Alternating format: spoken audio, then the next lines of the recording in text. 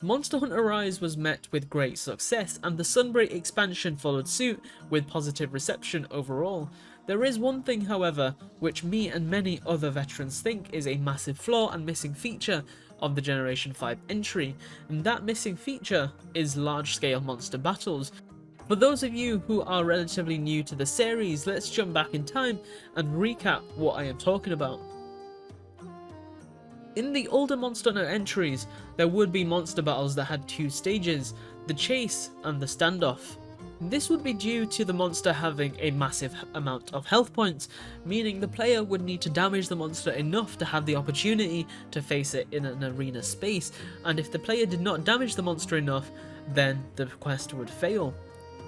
Lao Shan Lung is arguably one of the most iconic and oldest monsters in this style of battle, and he was the original monster used for this concept, and while many may find his encounter boring now, back then it was an epic encounter on a scale no other battle could reach, other than maybe Fatalis, but that was for a different reason completely. Other monsters would include Shen Ren and Generation 3's Gen Moran, which was a Desert Sea battle take on the same style of encounter.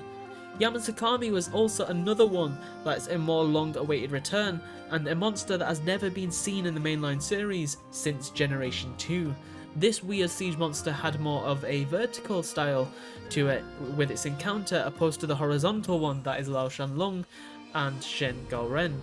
For those who don't know much about the third generation of Monster Hunter, we also had a fully underwater variant of this encounter, where hunters must swim alongside and damage the massive Cedeus, dealing as much damage as possible until it reaches its own final stand area.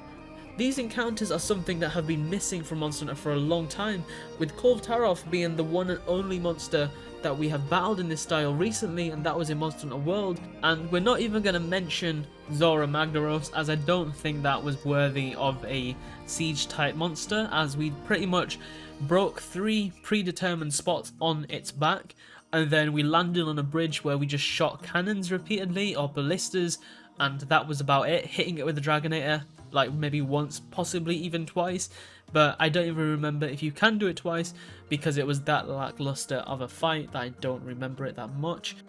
Monster Hunter Rise removed these large monster battles in exchange for rampages, where we face off against a multitude of monsters using ballistas and cannons, resulting in a fight with a more amped up version of a normal monster. This left many, including myself, waiting for a large monster return, as the rampage is fun, but I feel like the fun and hype did die down quite quickly, and it did get quite boring, especially for those which, once again, including myself, who repeatedly grinded these out as talisman material farms, which I guess is understandable given if you do anything too much it will eventually die down and become quite boring. But the difference with large monster battles and rampages was that rampages you were fighting monsters that you could already fight in their individual quests, and then you just fought them in a group later in a rampage style quest, whereas Lao Shan Lung, Yamasukami, Cedeus, they were monsters that you couldn't fight anywhere except their siege style battles, where you're following them through